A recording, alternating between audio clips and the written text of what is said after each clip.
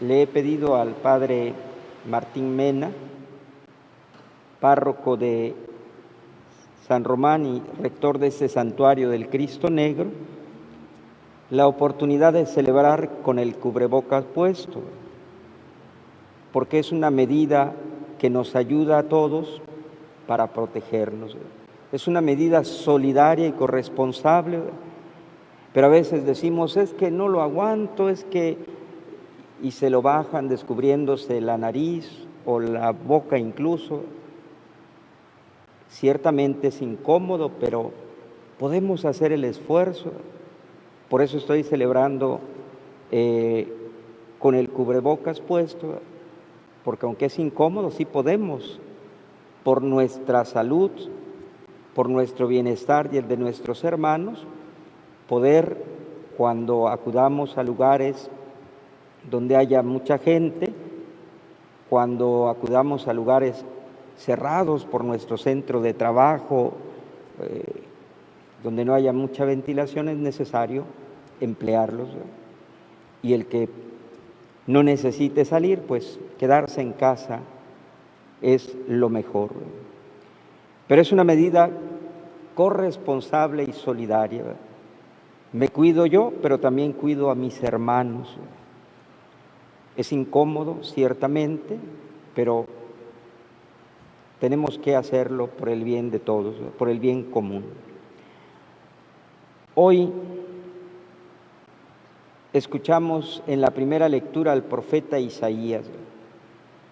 En la Biblia el profeta es el que no es un adivino del futuro, es el que transmite un mensaje de parte de Dios, transmite la palabra de Dios. Y hoy el profeta Isaías le denuncia al pueblo de Israel un culto religioso que está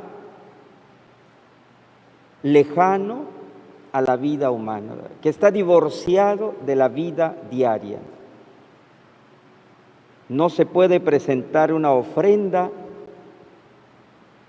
dice el profeta, con las manos manchadas de nuestras actitudes egoístas. Por eso dice, dejen de hacer el mal, aprendan a hacer el bien, busquen la justicia, auxilien al oprimido, defiendan los derechos del huérfano y la causa de la viuda. Toda nuestra vida de fe, nuestra fe misma tiene que incidir en nuestra vida, iluminar nuestra vida diaria, para que dé fruto abundante. Ayer el Evangelio nos hablaba de esto y nos daba la clave para entender el Evangelio de ayer. Al final decía Jesús, al final de la explicación de la parábola, que era el final del Evangelio también. Los que dan fruto, la tierra que cae en tierra buena, representa a aquellos que escuchan la palabra, la entienden y dan fruto abundante. Escucharla con los oídos, luego tiene que pasar esa palabra al intelecto, a la inteligencia para comprenderla, y no se queda ahí, la palabra baja a nuestro corazón, por así decirlo, es decir, se asimila a nuestra vida, ilumina nuestros sentimientos, nuestros valores, nuestras opciones, pero tampoco se queda ahí.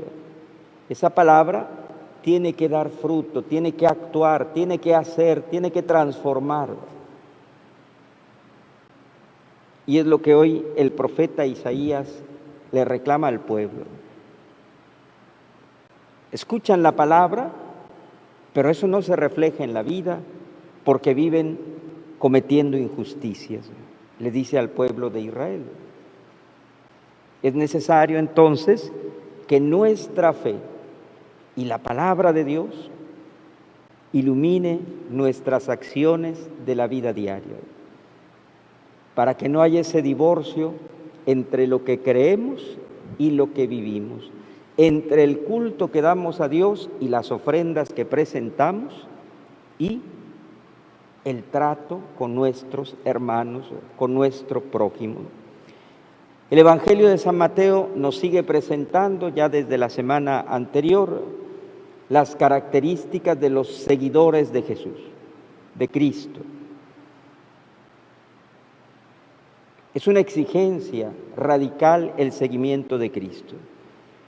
Y hoy Jesús nos presenta que ha venido no a traer la paz, sino como a enfrentar a la misma familia. No es que Jesús quiera enfrentar a la familia. Jesús es un signo de contradicción. ¿Por qué? Porque ante Él, ante su llamado, ante su palabra, no podemos quedar indiferentes, estáticos.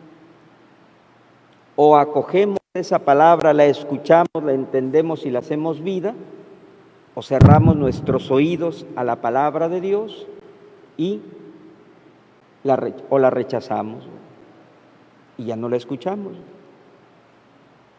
Por lo menos esas dos actitudes ante la palabra de Dios podemos tener, y ante Jesús, ante su llamado.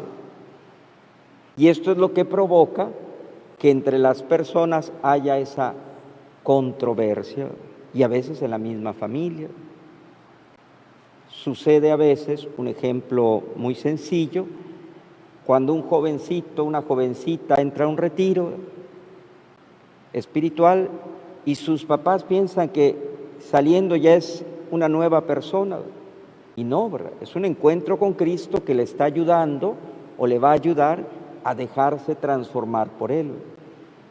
Pero sale el domingo del retiro y el lunes algo que hizo le dicen, para eso entraste al retiro, para eso vas al grupo, le dicen al joven o a la joven, y tú eres católico y mira cómo te comportas. Y ahí es donde comienza la controversia. No porque Jesús venga a poner ese enfrentamiento, sino porque ante su palabra y su presencia, nuestras reacciones pueden ser diversas. Hay quien cree en Jesús y quien no cree en Él, y eso nos divide, por lo menos en nuestra forma de opinar, de actuar, de sentir. Por eso esos temas tan controversiales como el tema de la vida, la eutanasia, el aborto, se vuelven así de controversia precisamente porque nuestra opinión es diferente. Y aunque el tema de la vida no depende de la religión, el don de la vida es un derecho humano, es el don más grande que hemos recibido. Todos debemos defenderla, pero nuestra forma de pensar, la cultura en la que hemos sido educados y nuestra forma de relacionarnos con Dios influye también para opinar y hablar y defender o atacar estos temas. Precisamente por eso, porque cada uno reacciona ante Dios de una manera diferente. Ante su palabra hay quien lo sigue, quien lo escucha, quien se hace su servidor, su seguidor, y hay quien se hace a un lado. Eso lo vimos cuando Jesús estaba realizando su ministerio. En la Biblia encontramos eso. No todos a los que se encontraron con Jesús le siguieron. Aunque les devolvió la salud, aunque algunos, no todos le siguieron. El caso de aquellos 10 leprosos que Jesús cura, pero solamente uno regresa a darle las gracias, se postra ante Él. ¿Y los demás? Le dieron gracias quizá de lejos, pero no le siguieron. No regresaron a donde estaba Él. ¿Por qué?